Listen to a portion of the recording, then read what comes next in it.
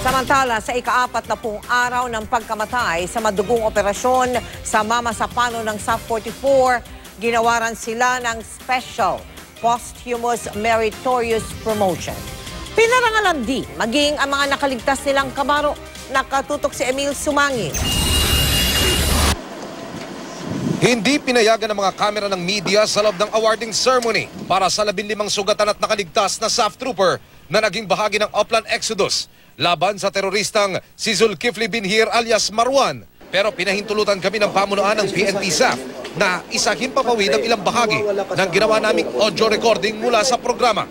Pagkatapos ng misa, ang dati rin na PNP SAF trooper at ngayon NAPOLCOM Commissioner na si Luisito Palmera ang nagpaabot ng unang pagbati sa mga nakaligtas na SAF trooper. Yes indeed, SAF troopers, tagaligtas, our heroes. May the force be with you. Uwa! Isa-isa nang tinawag sa entablado ang 15 SAF survivors. For his exemplary display of conspicuous courage and gallantry while performing law enforcement functions as a member of the Philippine National Police Special Action Force, particularly during the service of warrants of arrest against international terrorist Zulkifli Binhir, aka Marwan.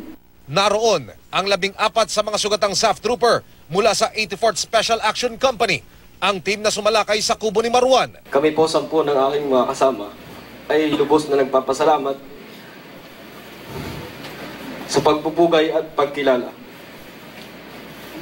Mission accomplished po ang Oplan Exodus. Sa kasamahan po namin ng Galant 44, ipagpatuloy po ninyo ang pagdarasal sa para sa kanilang katahimikan. Sa inyo pong patuloy na pagkilala at pagpupugay, unti-unti pong naghihilom ang aming mga sugat sa katawan, kaisipan at sa puso.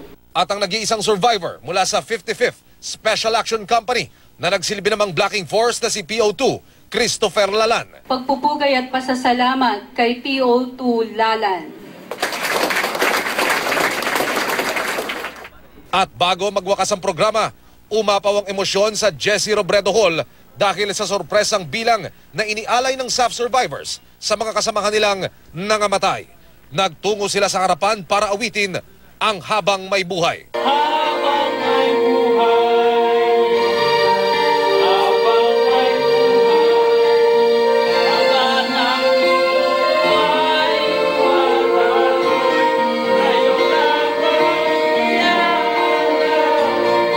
Hindi na ikubli ng bagong talagang PNP SAF Director na si Moro Virgilio Lazo ang kanyang emosyon. Humarap siya sa amin na nangingilid ng luha. People do not understand us, pero we are family.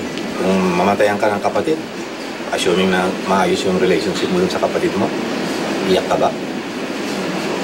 Ganun yan.